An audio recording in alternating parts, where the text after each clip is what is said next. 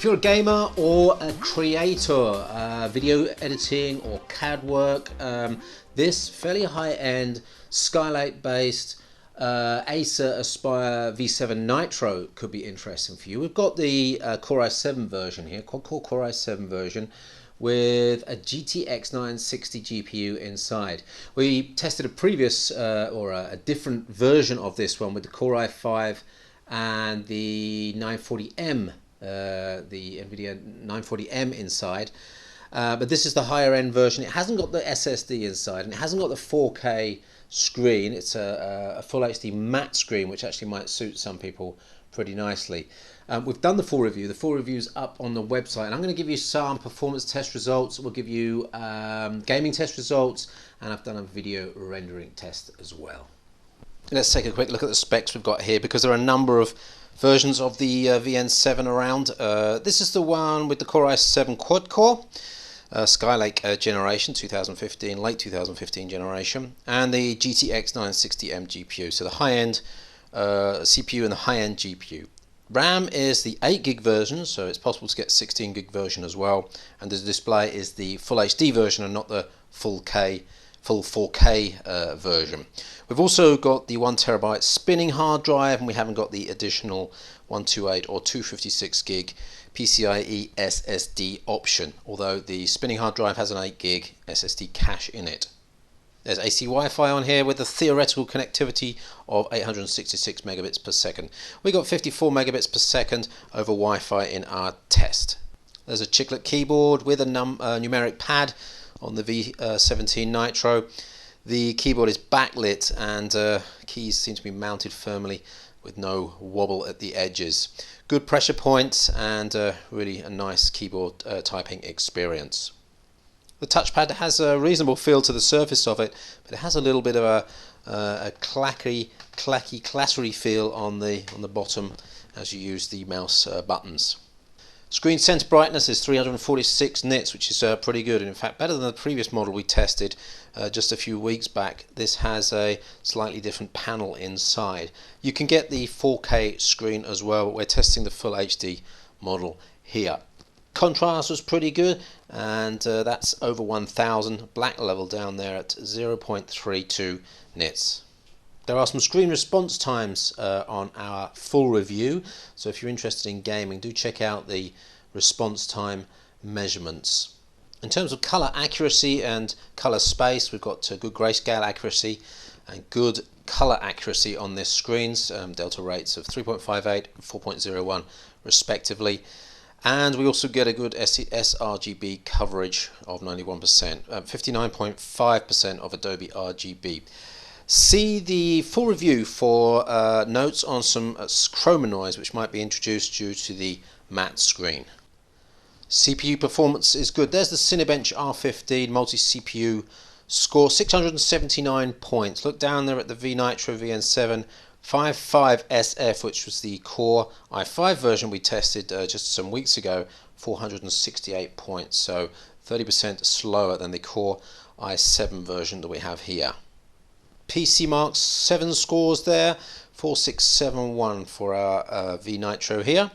Acer's N551 is a good comparison. That came up a little bit higher on the PC Mark 7, probably because that's got a 128GB SSD in it.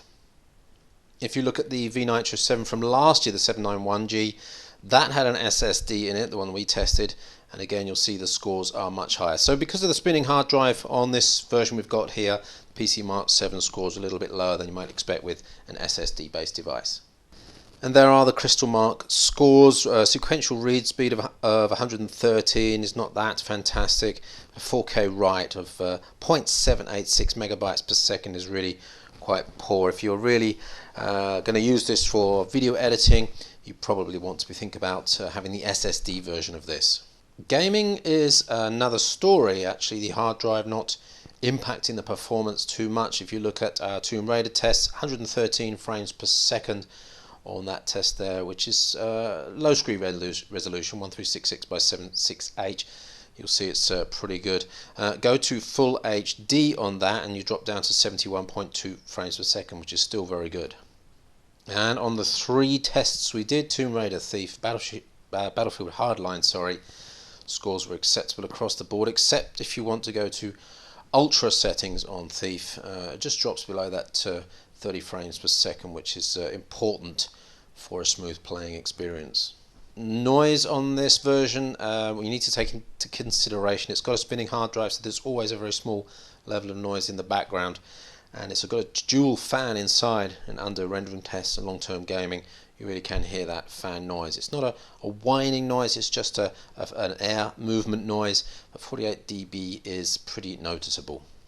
You might also notice the temperatures in the middle top of the keyboard rising under load to 43.8 degrees centigrade, but actually the rest of the device, including underneath, actually not too bad with cool temperatures even under load in most of the unit. Under a really heavy load, we tested for turbo drop off, and after an hour of Prime 95 and Firmark testing, CPU was still clocking in its base rate of 2.6 gigahertz. Cores were warm, and we did have a little bit of dropping, a little bit of throttling at one point. It didn't happen very often, and when it did, it was only for a few seconds. So there's a big screen here to take into consideration with battery life, lots of backlight going on, and we've also got dual fans and spinning hard drive and 2 GPUs to think about as well. So idle battery life is fairly low at under 7 hours. Wi-Fi surfing only 4.25 hours. That's over Wi-Fi, of course, with 150 nits brightness. Same brightness applied to our video playback test, 5 hours 55 minutes. And again, remember this is a 17-inch IPS full HD screen, so that's 5 hours 55 minutes of quite good experience. Under load down to 1 hour 36 minutes. So overall a good verdict. I'll give you the score in a minute, but there's 5 points to highlight. That's the design, the screen's brightness and contrast, the IPS panel gives you a wide viewing angle, and the performance. Keyboard is great too, but do note that that mouse pad is a little bit clanky on the mouse buttons. It seems to move around more than some mouse pads. There's no maintenance hatch on the back, so you'll be taking the whole of the back off to access any upgrades. And do note that we measured some screen color noise, probably due to the matte finish on the screen. So in the multimedia class of laptops, this scored a weighted average of 86%. All the detail in the review and broken down into sections such as chassis, keyboard, temperature, connectivity and performance. Take a closer look at the review for more detail there.